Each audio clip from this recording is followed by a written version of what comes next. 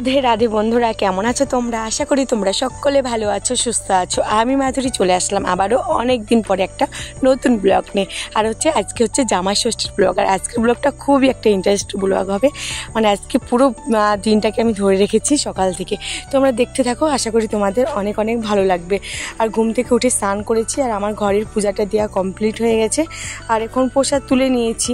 আর এই বরমশের জন্য একটা স্মুদি বানাবো। এতে ওটস, দুধ, কলা, খেজুর, কাঠবাদাম, পেস্তা, আমুল, অনেক কিছু দেওয়া আছে, মধু, মানে কী বলতো এতগুলো নাম আমার মনে থাকে না, তাই বলে দিলাম অনেক কিছু দেওয়া আছে। আর বড়মাসে এখন ব্যায়াম করছিল, আর তাছাড়া একটু সাইকেল নিয়ে সকালবেলা একটু ঘুরে ঘুরে বেড়াই, কারণ পায়ে একটু প্রবলেম, তো ওই জন্য একটু ব্যায়াম ট্যায়াম করে। তারপরে বাড়ি এসে বললো একটু গ্লুকন্ডি মিশিয়ে দাও। ওদিকে ব্যায়াম করছিল, আমি গ্লুকন্ডি জল মিশিয়ে দিলাম, বললো রেখে দাও। একটু পূজার প্রসাদগুলো দিয়েছিলাম, ওইগুলো এখন খাচ্ছিল। আর আজকের ব্লগটা কিন্তু খুবই ভালো হবে, তোমরা সকলে দেখতে থাকো, ভালো লাগবে।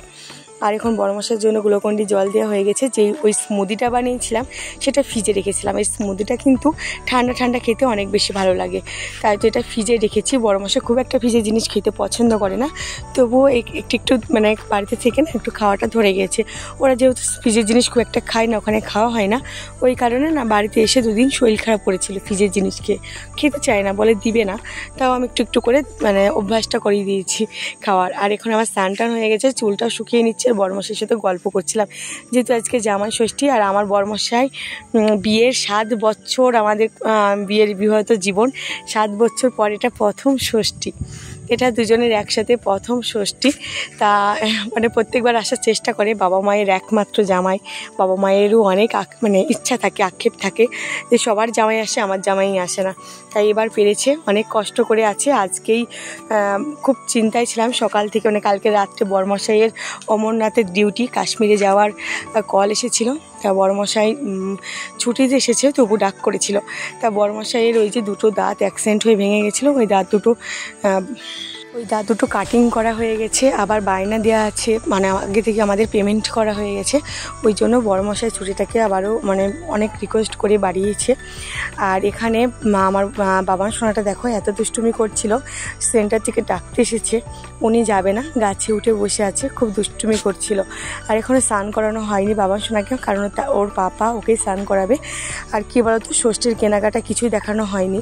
ষষ্ঠীর কেনাকাটাটা এক ঝলক তোমাদের একটু করে দেখিয়ে দিচ্ছি। এখানে আমার দুই মাসি, আমার মামার বাড়ির কাছে, মানে মামার বাড়িতে থাকে, বিয়ে করেনি। ওই মাসি দুটোর জন্য শাড়ি নিয়েছি দুটো। আর এটা আমার বড়মশাইয়ের জন্য মা দিয়েছে মায়ের তরফ থেকে। আর এটা হচ্ছে আমার মায়ের জন্য আমি নিয়ে এসেছি। মা সুতির পরতে বেশি পছন্দ করে, যেহেতু এত গরম, তাই সুতির মধ্যে একটু ভালো কোয়ালিটির নিয়েছি। আর এখানে হচ্ছে আমার বাবার সোনার জন্য নিয়েছি, মানে সব মা দিয়েছে। আমু বাবার জন্যও নিয়েছি, দেখালাম, ওইটা হচ্ছে বাবার জন্য ছিল। আর বাবার সোনা এখন দিতে যাচ্ছে আমার মামার বাড়িতে এই 2 মাসের জন্য। এগুলো অনেক সফট কাপড়গুলো, এগুলো বেশ ভালো কোয়ালিটিরই। তারপরে এটা হচ্ছে আমার মা আমাকে দিয়েছে। আর দেখো এটা হচ্ছে আমার বড়মশাইকে দিয়েছে। আমাদের সবাইকে আমরাও দিয়েছি, মা বাবাও দিয়েছে, এরকম একটা ব্যাপার। এখন সাজুগুজু করে একদম পুরোপুরি রেডি হয়ে গেছি। আর সেলফি ক্যামেরায় আমার শাড়িটার কালারটা একদম আসছে না, দেখো কেমন একটা লাগছে। সেটাই আমি বলছিলাম যে আমার শাড়ির কালারটা একদম মানে কেমন যেন একটা লাগছে। তাই মাকে বলছিলাম দেখো একদম অন্যরকম লাগছে, কেন বলো তো? মা বলছে সেটা তো জানি না, কিন্তু পেছন ক্যামেরায় দেখো ভালোই লাগছিল, এটা কিন্তু অরিজিনাল। আর মা আর আমি এখন রেডি হয়ে গেছি ষষ্ঠী গাছে জল দিতে যাব বলে। এই যে ষষ্ঠী গাছে আমাদের আজকে জল দেওয়া, মানে আমার বর্মশাইকে বললাম তুমি রেডি হয়ে নাও, আমরা একটু ষষ্ঠী গাছে জল দিয়ে আবারও তোমাকে নিতে আসবো। তা আমরা ষষ্ঠী গাছে জল দিতে চলে এসেছি। এটা হচ্ছে আমাদের ষষ্ঠীতলা। আগে আমাদের কি ছিল বলো তো, গ্রামে প্রত্যেকটা মানুষ এক জায়গায়। আগে ষষ্ঠী মানে একটা অন্যরকম ব্যাপার ছিল, এখন দিনের পর দিন এসব পাল্টে গিয়েছে। হয়তো কিছুদিন পরে এগুলোও পাল্টে যাবে। আগে কি ছিল, ষষ্ঠীর তলায় সব নতুন জামাই দেখা যেত। এখন তো ফোনে ফেসবুকে দেখা যাচ্ছে নতুন বিয়ে হলে এটা জামাই, কিন্তু আগে কি হতো বলো তো, বছরের ষষ্ঠীর সময় সবাইকে দেখা যেত, এরকম একটা ব্যাপার ছিল। এখন তো সেরকম কেউ কোনো জামাই যায়ই না। এরকম একটা। আমার বরমশাইয়ের কিন্তু খুব ইচ্ছা ষষ্ঠীতলায় আসবে, তাই ওকে বললাম সাজুগুজু করতে। আর এদিকে আমি ষষ্ঠী গাছে জল দিতে চলে এসেছি। আজকে কী বলতো, গাছে 7 রকমের ফল লাগে আমাদের, তারপরে পাখা বানাতে হয়, কলা ছোবড়া দিয়ে যেটাকে বলে ওই দিয়ে অনেক কিছু বানাতে হয়, তীর ধনুক বানাতে হয়, সেইগুলো ধাগা পরাতে হয়, অনেক কিছু আছে। হয়তো তোমাদের মধ্যে হয়তো আছে, জানিও আমাকে কমেন্টে কার কী এরকম নিয়মগুলো আছে, অবশ্যই জানিও।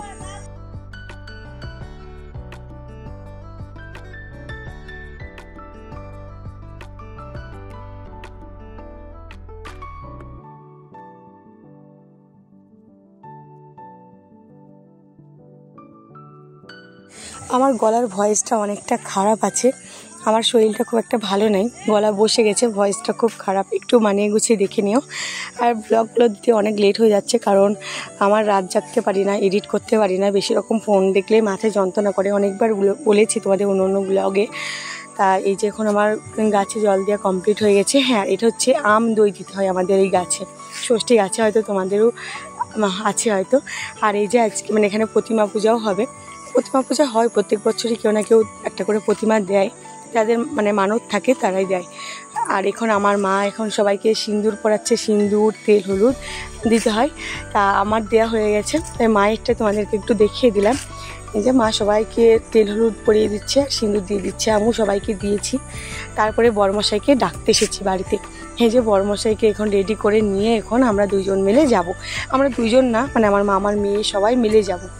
আর দেখো বরমশাই বলছিল কেউ যাচ্ছে তবেই যাবো, একা একা যেতে কেমন লাগবে এরকমটা বলছিল।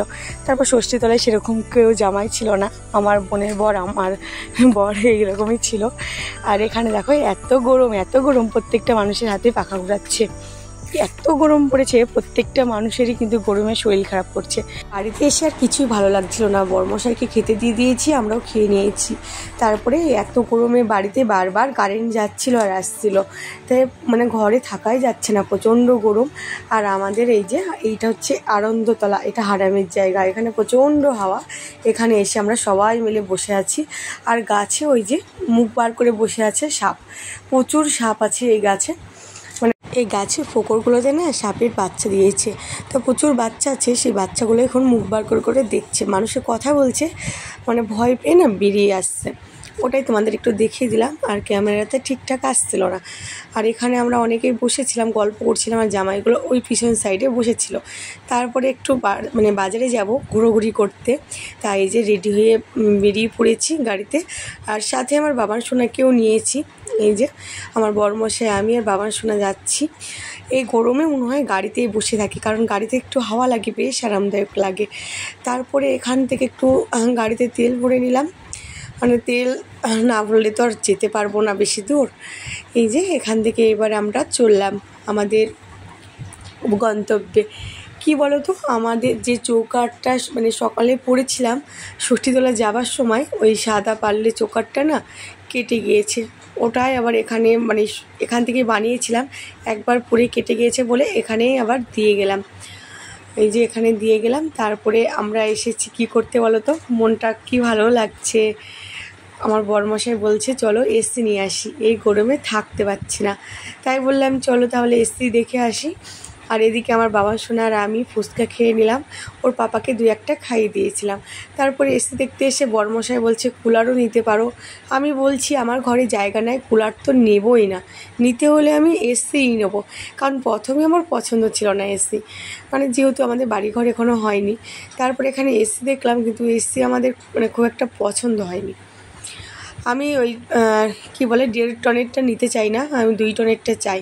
রুম আমার ছোট হতে পারে, কারণ পরে আমার কিন্তু অনেক বড় রুম হবে, তখন আমি সেরকম ভেবেই আমি বলছিলাম। তো এখানে কোনো 2 টনের ছিল না বলে পছন্দ করিনি।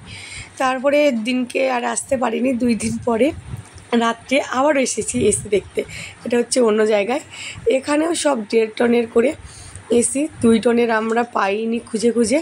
তবে এই এসিটাকে একদম তোমাদের দাদাভাই নিয়ে ফেলেছিল, নিচের এসিটাকে নেওয়া কমপ্লিট হয়ে গেছিলো, কিন্তু আমি পরে বললাম বাড়িতে গিয়ে তবেই আমি কিন্তু অন্য দিন এসে নেব, বাড়িতে গিয়ে ভালো করে সার্চ করব, এসিটার বিষয়ে জানবো, তবেই আমি নেব। কারণ আমি ফ্রিজটা নিয়ে আমি অনেক বুঝতেইছি, একটু ভেবেচিন্তেই নেব। নেব, যেখানে একটা জিনিস মানে দাম দিয়ে নেব, এই জন্য নেওয়া হয়নি। আর তোমাদেরকে এতটা আমি ঘুরে ফিরে দেখাতেও পারিনি, কারণ আমরা এই দোকানে নয় মানে অনেক 3-4টে দোকান খুঁজেছি। আমরা যে কোম্পানি নেব সেই কোম্পানি হয়তো কোনো দোকানে নেই, আবার যে দোকানে আছে সে দোকানে হয়তো মানে 1.5 টনের হচ্ছে, 2 টনের ছিল না, মানে এরকমটা একটা ব্যাপার হচ্ছিল। তার জন্য আমাদের নেওয়াটা হলো না। সব কিছু জেদের বশে হয়ে যায়। তা ওই জেদটা আমাদের কিন্তু কেটে গিয়েছে, আমাদের আর এসিটা নেওয়া আর হলো না।